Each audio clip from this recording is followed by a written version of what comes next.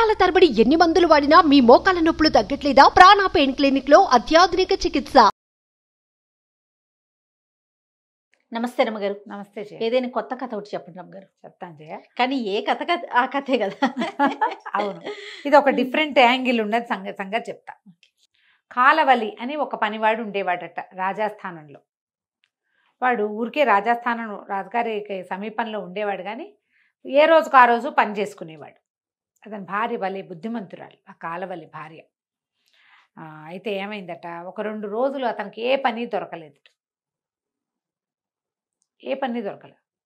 దొరకపోయేసరికల్లా సరే భార్య ఏం చేసిందట, అంబలి కాచుకునేదిట. మామూలుగా ఒడ్లు ఇంట్లో ఉన్న నూకలతోటి అంబలి కాచింది. అంబలి కాచితే ఆ కాలంలో ఏంటంటే రోజు బౌద్ధ భిక్షువులు భిక్షకు వచ్చేవాడు. భిక్షకు వస్తే ఏమైందట, ఆ భిక్షకు వచ్చిన ఆయనకి ఈవిడేం చేసింది, మరి ఏం వేస్తుంది, ఆవిడ దగ్గర ఏముంది, కాలవల్లి భార్య దగ్గర ఏం లేదు కదా, ఆ అంబలే ఆ గిన్నె నిండా పోసిచ్చింది.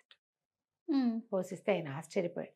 అంబలే తాగగలిగే అవకాశం పరిస్థితి ఉన్నవాళ్ళు అది కూడా దానం చేయాలన్న బుద్ధి ఎంత గొప్పది మరి కదా. ఆయన చాలా ఆశ్చర్యపోయి బుద్ధుడికి చెప్పాడట, ఒక అమ్మాయి ఇట్లా అంబలి దానం చేసింది, ఆమెకి ఏమొస్తుంది, ఏం లభిస్తుంది ఈ దానం వల్ల అంటే, ఆమె రాగల కాలంలో చాలా ధనవంతురాలు అవుతుందని చెప్పాడట బుద్ధుడు. సరే, ఆ కాలంలో కొరత వేయటం ఒక శిక్ష ఉండేదట.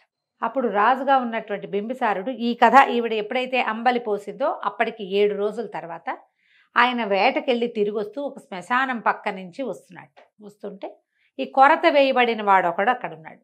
వాడు విపరీతంగా మూలుగుతుంటే ఆయనకు చాలా బాధ వచ్చింది. అయ్యో, కొరత ఇస్తే తొందరగా చచ్చిపోరు పాపం. ఏం చేస్తారు, ఒక శూలంలో మనిషిని ఇట్లా దిగేస్తారు. అది అట్లా శరీరంలోకి వెళ్తూ వెళ్తూ వెళ్తూ ఎప్పటికో కానీ గుండె దాకా రాదు, అప్పటిదాకా మరణించరు. మహా దుస్సహమైన బాధ అది. అయితే ఈయన ఒక హృదయం ద్రవించి, ఇంత కష్టసాధ్యమైన చావులో వీడికి మరణం రావటం లేదని, నాయనా నా వల్ల కావాల్సిన సహాయం ఏదైనా ఉందా అని అడిగితే అడన్నట్ట, రాజభవనం నుంచి భోజనం పంపించు రాజా, నాకు అన్నం తినాలనుందని చెప్పాడు. అంత బాధలో కూడా సరేనని వెళ్ళిపోయాడు ఆయన.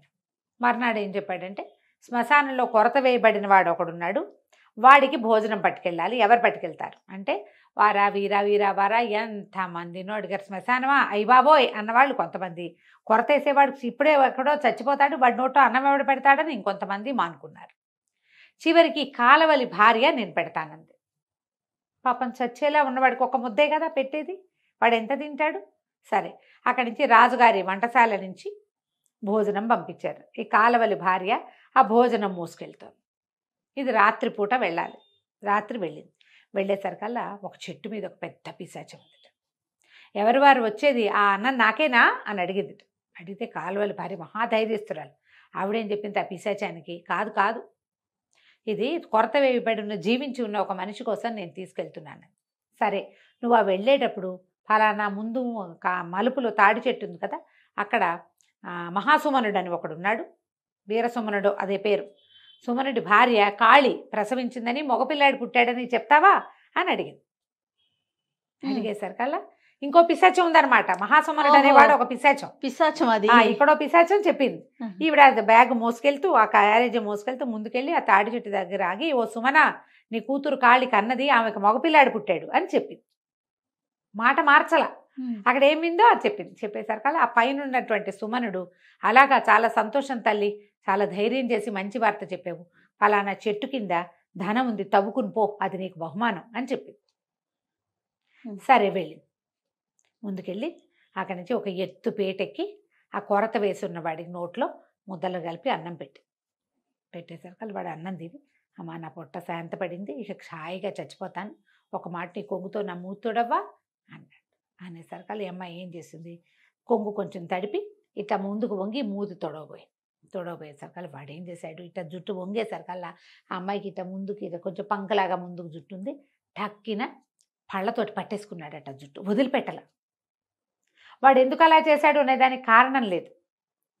ఆమె ఎంత విదిలించుకున్నా అది వాడి జుట్టు వదలకపోతే ఈవిడేం చేసింది, ఒక బొడ్లో ఒక కత్తి లాంటిది పెట్టుకుని వెళ్ళింది. మామూలుగా ఎక్కడికైనా వెళ్ళేటప్పుడు పెట్టుకుంటారు కదా, ఆ బొడ్లో నుంచి కత్తి తీసి జుట్టిట కోసేసుకుంది. కోసేసుకుని వాడిని ఏమనలా, చావడానికి సిద్ధంగా ఉన్నవాడిని ఏమంటుంది, దిగి వచ్చేసి మర్నాడు ఉదయం రాజుగారు కేకేశారు. కేకేసి అమ్మాయిని అడిగారు, నువ్వు అన్నం తీసుకెళ్ళావా అని. తీసుకెళ్ళాను. తీసుకెళ్ళినందుకు బహుమతి ఇవ్వాలి. నువ్వు అన్నం పెట్టావని గ్యారంటీ ఏమిటి నాకు? వాడేమో తెల్లారేసరికి చచ్చిపోయాడు, కొరతేస్తున్నవాడు. వాడు ఇక బతికుంటాడు కదా, అన్నం తిని చచ్చిపోయి ఉంటాడు. మరి ఏ సాక్ష్యం చెప్తారు, ఎవరు సాక్ష్యం చెప్తారంటే, అయితే ఓ పని చేయండి, ఆ చచ్చిపోయిన వాడి నోట్లో, కొరతేసిన వాడి నోట్లో నా జుట్టు ఉంది, ఇదిగోండి కత్తిరించారు చూడండి, ఈ ముక్క వాడి నోట్లో ఉంది. తర్వాత ఫలానా ఏమంటారు దాన్ని, మన వెంపల చెట్టు మొదట్లో డబ్బు ఉంది. ఒక పిశాచానికి నేను శుభవార్త చెప్తే అది నాకు వెంపల చెట్టు మొదట్లో డబ్బు ఉంది, అది నన్ను తీసుకోమంది, కావాలంటే తవ్వించుకుని చూడండి అని చెప్పి రాజుగారు వెళ్ళి కబురు చేస్తే ఆ చచ్చిపోయిన కొరతేసిన వాడిని శవాన్ని దింపారు. వాడు నోరు పగలు తీసి చూస్తే జుట్టు ఉంది అందులో. ఈ అమ్మాయిదే వంకలుగా ఉన్న నల్లటి జుట్టు. తర్వాత రెండో సాక్ష్యం, ఆ వెంపల చెట్టు కింద తవ్విచ్చారు. తవ్వితే డబ్బు దొరికింది, ధనం ఉంది. ఆయన రాజు ఆశ్చర్యపోయాడు, ఈ పిల్ల ఎంత గట్టిది, ఒట్టిగా కొరతేసిన వాడికి అన్నం పెట్టడమే కాదు, ఒక పిశాచం చెప్పిన వార్తని ఇంకో పిశాచాన్ని చెప్పి దాంతో బహుమానం కూడా పొందింది. ఆయన చాలా సంతోషించి ఇట్లాంటి వాళ్ళు మంచి స్థానంలో ఉండాలి అని చెప్పి అక్కడ దొరికిన డబ్బుని ఆ అమ్మాయికి అప్పచెప్పి, ఈ కాలవలికి అతని భార్య యొక్క గొప్పతనం వల్ల, ఇప్పుడు భార్యలు గొప్పగా ఉన్నారంటే అది వాళ్ళ గొప్పతనమే కాదు, వాళ్ళని గొప్పగా ఉండనివ్వాలి భర్తలు, అది కూడా ఉంటుందిగా. కాలవలికి మంచి ఉద్యోగం ఇచ్చి తమ దగ్గరే ఉంచుకున్నారు, కథకంచికి మనం ఇంటికి. చాలా బాగుంది రమ్మగారు. ఇలాంటి ఎన్నో గాథలు మనకు కనపడతాయి. ఇందులో కాలవలి భార్య గొప్పతనం, ఆ అమ్మాయి ధైర్యమే కాదు, దానం చేసే గుణం, బుద్ధుడు మెచ్చిన గుణం, అంతే. ఇట్లా ఎన్ని గాథలు కనపడతాయో ఒక 10 అయినా తీసుకొస్తాను, అందులోంచి తీద్దాం తప్పకుండా అండి. పూర్తి సీరియల్ చెప్పగలిగే అంత అనిపించట్లేదు, పేర్లు అవి చాలా ఉంటాయి జయ, పేర్లు ఎక్కువ, కన్ఫ్యూజింగ్ గా ఉంటుంది. అందుకని ఎన్ని చేయగలిగితే అన్ని చేద్దాం రామగారు. నమస్తే. నమస్తే. సుమన్ టీవీలో మీ పర్సనల్ అండ్ బిజినెస్ ప్రమోషన్స్ కోసం కింది నెంబర్కి కాంటాక్ట్ చేయండి.